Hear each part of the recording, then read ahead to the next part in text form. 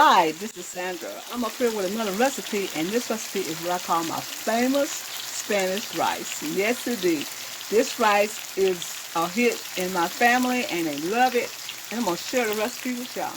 Okay, in this recipe, we have some fire tomatoes. They call them fire-side tomatoes. We fry them in some canola oil. We fry them real fried. Just like that. We want all the moisture to leave these tomatoes. And we'll be right back with the other ingredients. And the other ingredients really is celery, onion, bell pepper, green bell pepper, and red bell pepper, and a little garlic. And we'll be right back and show you what else we do. Alright, what we're doing now, I have the bell peppers and the onions and everything blended in. The garlic and everything is blended in. What we're trying to get this is a dry sesame seed, just a dry, it's dry. We don't want it to be wet, we want it to be dry. And then after this, we're going to add our spices, and our spices will be cumin and chili powder. As you can see, I got pepper flakes, cumin, and more chili powder in it. You put what you want to taste, what intensity of the taste that you want in your Spanish rice.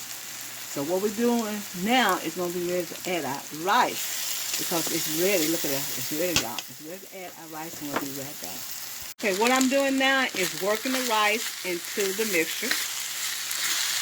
Just like this, y'all. See how they're coming up? Ooh, my goodness. That's what we're talking about, some rice, y'all. This is some rice, and we're going to put this in the oven and let it get dry out, and it'll be ready to serve. Now, you can put any spices that you like in your dish.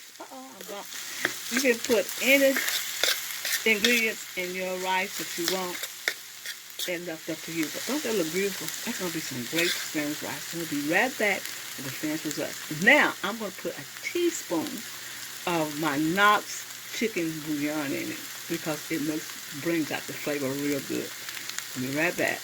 Alright, what we're going to do is put it in the oven and let it stay 15 minutes on 350, because we want it to be drier than what it is. Add a little water, because I had add a tablespoon or maybe a teaspoon of my bouillon, Knox bouillon. So we wanted to put it in the oven and let it dry out in 15 minutes, and we'll be right back. Let's see what it looks like. Okay, this is our end result of our Spanish rice. Look at that. Oh my goodness, it's delicious. It tastes good. It smells good. What more can you ask for in a Spanish rice, y'all? Look at that. Season. I wish you could taste this, because it tastes real good. This is Sandra. I want to tell you happy eating, and thank you for coming to my channel and getting these recipes. Go to soulfoodqueen.net and get this recipe. Sandra, I want to tell you thank you for coming to my channel.